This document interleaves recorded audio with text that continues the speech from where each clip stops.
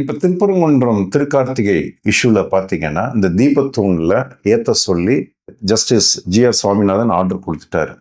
So அந்த order வந்து என்ன அப்படின்னா 1996 கோர்ட் ஆர்டரில் பண்ண சொல்லியிருக்காங்க, பண்ணுங்க அப்படிங்கிறது தான். ஸோ அதை பண்ணுறதுக்கு போலீஸ்க்கு நீங்கள் ப்ரொடெக்ஷன் கொடுங்க, ஒரு 10 பேர் போய் ஏற்றட்டும் அப்படிங்கிறது அந்த ஆர்டர். பட் போன இடத்துல police commissioner is not allowing. கேட்டால் என்ன சொல்கிறாங்கன்னா, கலெக்டர் வந்து ப்ரொஹிபிட்டிவ் ஆர்டர் என்னது ஊரடங்கு உத்தரவு போட்டாங்க, ஸோ அதனால நாங்கள் யாரையும் அலோவ் பண்ணக்கூடாதுன்னு. பட் ஒன்னே ஒன்று என்ன புரிஞ்சுக்கல அப்படின்னா, கோர்ட் ஆர்டருக்கு அப்புறம் தான் இது நடக்குது. ஸோ போலீஸ் கமிஷனர் என்ன பண்ணியிருக்கணும்னா, கோர்ட் ஆர்டரை ஒபே பண்ணுமா அல்ல அதுக்கு பின்னாடி வந்து டிஸ்ட்ரிக்ட் கலெக்டர் பிறப்பித்த ப்ரொஹிபிட்டிவ் ஆர்டர் ஊரடங்கு உத்தரவை இம்ப்ளிமெண்ட் பண்ணுமாங்கிறதா சாய்ஸ்.